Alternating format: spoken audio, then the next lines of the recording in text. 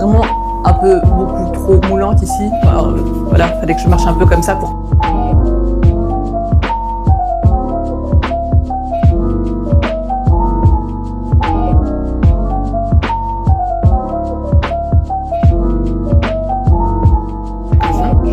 J'ai fait celui-ci, la petite souris qui pèse.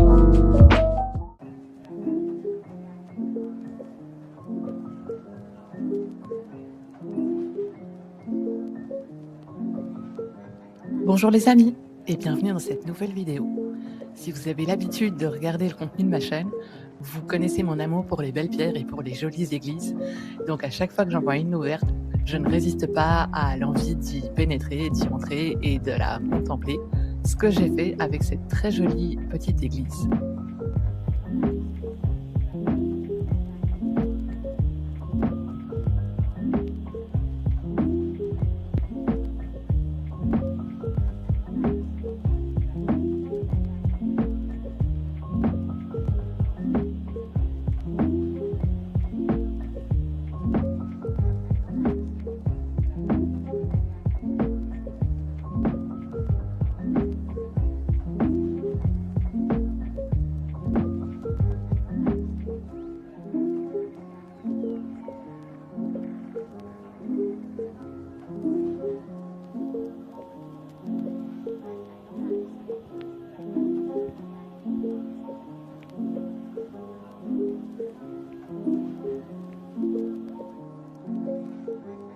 J'ai participé à une exposition consacrée à André Wilmé, peintre belge que je ne connaissais pas du tout, spécialisé dans les peintures expressionnistes et figuratives. J'avoue que ce n'est pas vraiment mon style de peinture préféré, j'ai encore un peu de mal avec l'art moderne, mais malgré tout, j'aime beaucoup ses choix de couleurs et la manière dont il a choisi de les harmoniser dans chacune de ses peintures.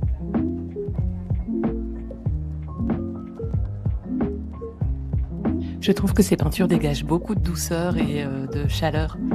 Elles inspirent à la rêverie, à la contemplation, et j'ai passé un moment très très agréable à circuler parmi ces toiles, d'autant que j'étais la seule à ce moment-là dans la salle d'exposition.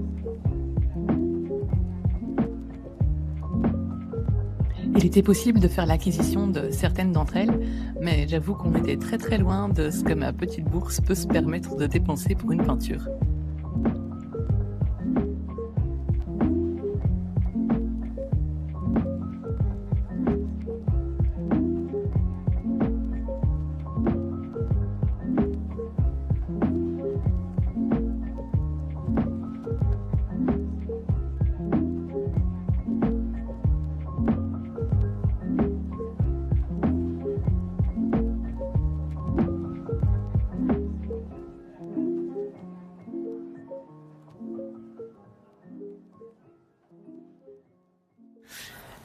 Hey, je voulais partager ce petit moment avec vous parce que je suis trop contente. Je vous avais dit dans une vidéo précédente que j'avais perdu pas mal de poids, mais moi au quotidien je m'en rends pas compte. Enfin, je m'en rends compte quand je suis sur la balance, mais forcément comme c'est pas que je suis allée me coucher un jour et que le lendemain au réveil j'avais perdu 10 kilos, ça s'est fait progressivement.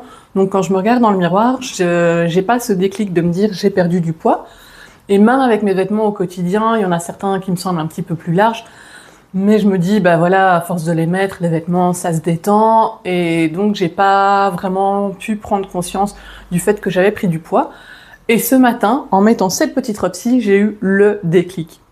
En fait, je l'ai acheté il y a 1 an, à peu près. Et à ce moment-là, elle était vraiment un peu beaucoup trop moulante ici. Alors, voilà, fallait que je marche un peu comme ça pour pas être trop gênée et pas me sentir trop à l'étroit dans le tissu. Mais je me suis dit, je vais l'acheter et elle va m'aider à faire régime, à perdre du poids. Et c'est le cas. Ce matin, je l'ai remise et je vais pas dire que je nage dedans, que je flotte dedans, mais en tout cas, je suis à l'aise dans mes mouvements, ce qui n'était pas le cas il y a 1 an. Donc voilà, ça c'est mon petit bonheur du jour que j'avais envie de partager avec vous.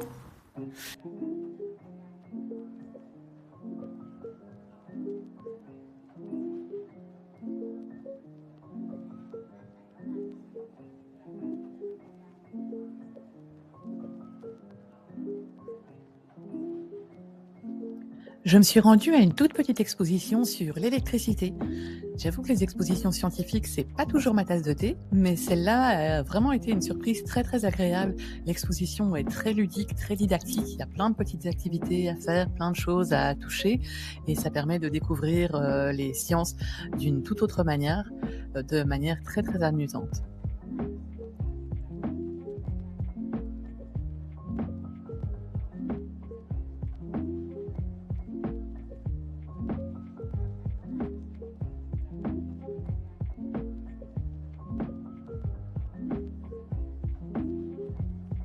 Doit représenter un rôle très important. Mais puisque nous nous rencontrons en ces lieux chargés d'histoire, permettez-moi de partager avec vous quelques souvenirs. Connaissez-vous l'ordre de la Visitation? Cet ordre religieux féminin a été fondé en 1610 par l'évêque François de Sales.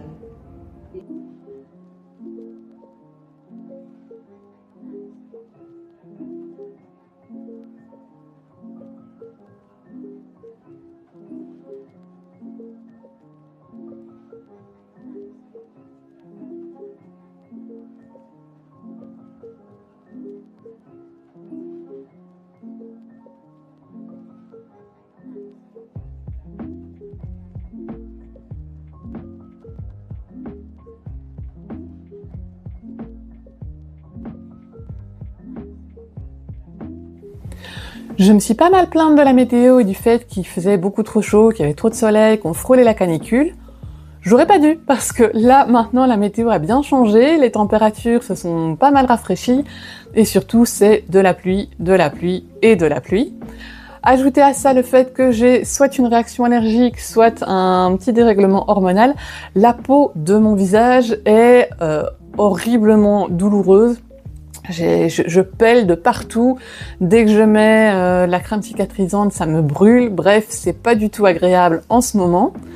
Donc, pour me remonter le moral, j'ai fait un petit peu de shopping et évidemment, j'ai craqué pour quelques livres. Hop, que je vous montre ici. Alors, le tout premier de la pile, c'est Abyss de C.S. Quill. C'est le tome 1. Je vous lis le résumé. Joséphine Westbrook excelle dans l'art du vol. Elle navigue dans l'ombre, se glisse de ville en ville pour exécuter des contrats toujours plus audacieux. Mais lorsqu'elle s'attaque au port de la Nouvelle-Orléans, ce qui devait être un simple larcin prend une tournure imprévisible. Vance Rackham, propriétaire des lieux et homme d'affaires aussi charismatique que dangereux, se révèle être un adversaire bien plus redoutable que prévu. Mystérieux et impitoyable, il lui impose un ultimatum. Dérober un objet pour son compte ou mourir. Prise au piège, Joséphine plonge dans un univers où chaque choix devient un risque, chaque regard une énigme. Entre tension et faux-semblants, Vance et elle s'engagent dans une course contre le danger et contre eux-mêmes. Dans cet océan de secrets et de trahison, le moindre faux pas pourrait bien leur coûter plus qu'ils l'imaginent. J'ai déjà commencé à lire, je suis à la page 128 et pour l'instant, j'adore, je trouve ça hyper passionnant, hyper captivant. Le livre est pas petit, puisqu'il fait un peu plus de 700 pages, donc je vous en dirai quoi une fois que je l'aurai terminé. Le second livre pour lequel j'ai eu un coup de cœur, c'est celui-ci, Le Salon Enchanté. Alors c'est d'abord la couverture qui a capté mon regard, mon attention. Ensuite, quand j'ai lu les détails de la couverture, j'ai eu encore plus envie de craquer, puisque ça dit « Vivez une aventure cosy, l'aventure dépend de vous ». C'est un roman dont on est le personnage principal au fur et à mesure des chapitres. On fait des choix qui nous orientent vers différents chapitres et l'histoire s'adapte en fonction de nos choix. Ça faisait très longtemps que j'avais plus lu un livre de ce genre et j'ai eu envie de me laisser tenter. Et en arrière-plan, vous entendez peut-être du bruit, c'est le petit monsieur qui passe son temps et qui reste près de moi. Je me suis fait influencer par les réseaux sociaux et j'ai fini par craquer. C'est mon premier Morgane Moncombe. J'ai craqué pour La Révolte de la Reine. La couverture est magnifique et les illustrations aussi. Mais comme je ne l'ai pas encore commencé, je ne peux pas vous en dire plus sur le sujet. J'espère que je vais aimer parce que c'est aussi un bon gros pavé de 500 pages. Donc si ça me plaît pas, je serai un petit peu déçue. Et toujours influencée par les réseaux sociaux, j'ai craqué pour 28 jours ou l'éternité. Dès que je l'ai vu, je l'ai feuilleté et je l'ai trouvé magnifique. À chaque jour est associée une petite lettre et il y en a 28 au total. Une petite lettre à ouvrir. Je vous lis la 4e de couverture. June arrive à Rome avec un secret enveloppé dans une boule de coton. Elle est là pour explorer la ville éternelle, mais pas seulement. June veut écrire 28 lettres, une pour chaque année de sa vie, ensuite elle partira. Mais Rome a une façon bien à elle de la ramener à la vie. Une ado qui a perdu son chat, une vieille dame inarrêtable, une logeuse au sourire communicatif, et puis Angelo, qui drague comme il respire, mais qui donne un nouveau sens au mot désir. Et si cette vie-là, elle pouvait la vivre. Donc non seulement je le trouve visuellement, esthétiquement magnifique, mais l'histoire me faisait bien envie également. Je me suis dit, est-ce que je réussirai à me limiter à une seule lettre par jour ou est-ce que je vais avoir envie d'en lire plusieurs d'affilée? À voir, parce que pour l'instant, je l'ai pas encore commencé. Le dernier livre pour lequel j'ai craqué, c'est pas un roman, c'est plutôt un guide, un petit tutoriel, c'est Apprendre la broderie en un week-end. Me connaissant, je pense que ça va me prendre un petit peu plus qu'un week-end, mais le livre avait l'air vraiment super bien fait en partant des bases du début pour vraiment les débutants, le matériel nécessaire et les points de base qui sont expliqués de manière assez didactique avec pas mal de photos. Et en plus, à la fin, il y a toute une série de modèles à réaliser avec les petits patrons. Alors moi, je vais pas me lancer dans les patrons de ce guide-là. J'ai pris, c'est le petit monsieur. J'ai pris 2 petits sets. J'en avais déjà pris un avec un tote bag à broder que j'avais fait en improvisant, en me lançant à l'aveuglette. Alors là, je me dis que avec ce petit guide, je devrais avoir un résultat un peu mieux. Et donc j'ai pris le petit beauty bag, la petite pochette à broder et assorti le shopping bag à broder également avec des petites fleurs à réaliser. Donc voilà, j'ai de quoi m'occuper pour les prochains jours de pluie.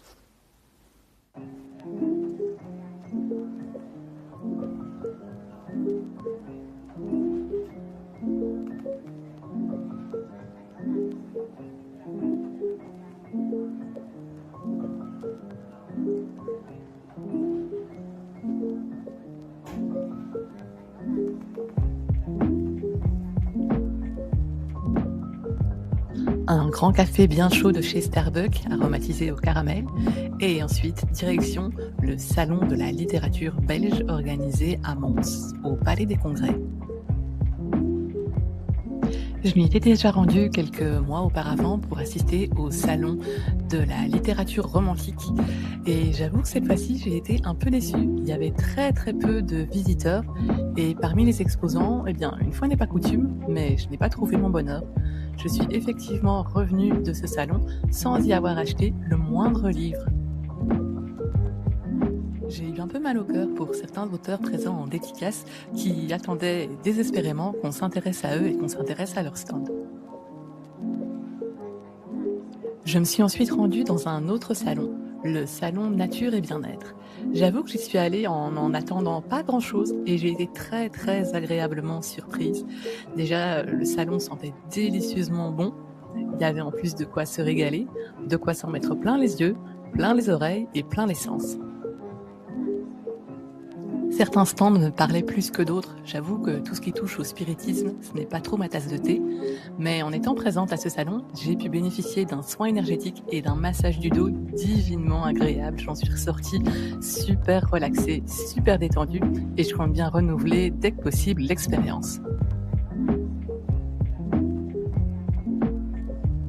Après les peintures du début de la vidéo, j'ai participé à une exposition de céramistes locaux qui présentaient les réalisations qu'ils ont effectuées durant l'année en cours pendant leurs ateliers de céramique. J'avoue qu'il y en avait pour tous les goûts et ça demande énormément de temps, de patience et surtout aussi beaucoup de talent. Toutes des qualités que je n'ai pas vraiment, je dois bien l'avouer.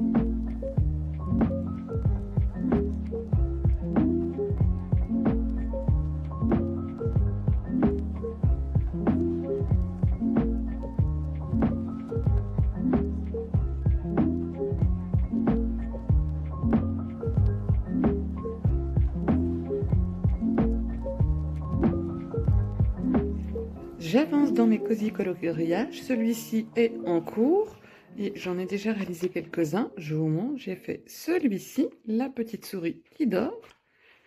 J'ai fait, hop, celui-là. Celui-ci, je suis moins contente des ombres que j'ai mis à celui-là. Celui-là, où on voit moins bien le crayon, et j'en ai fait, et celui-ci. Je me rends compte qu'il faudrait que j'achète un peu plus de matériel parce que notamment quand je mets du crayon, on voit assez les traits de crayon. Et je sais qu'il y a un produit qui existe qu'on met sur un bout de coton-tige, on frotte ensuite et ça dissout les traits de crayon. Il faudra que je me renseigne. Si vous connaissez ce produit, n'hésitez pas à me le dire en commentaire. Cette vidéo touche à sa fin. Comme d'habitude, j'espère que vous êtes aussi heureux et détendu que ce petit monsieur. N'hésitez pas à me laisser un commentaire ou à vous abonner si ce n'est pas déjà fait. C'est toujours avec beaucoup de plaisir que je lis vos commentaires et que j'y réponds. En attendant la prochaine vidéo, je vous dis à très bientôt. Prenez soin de vous.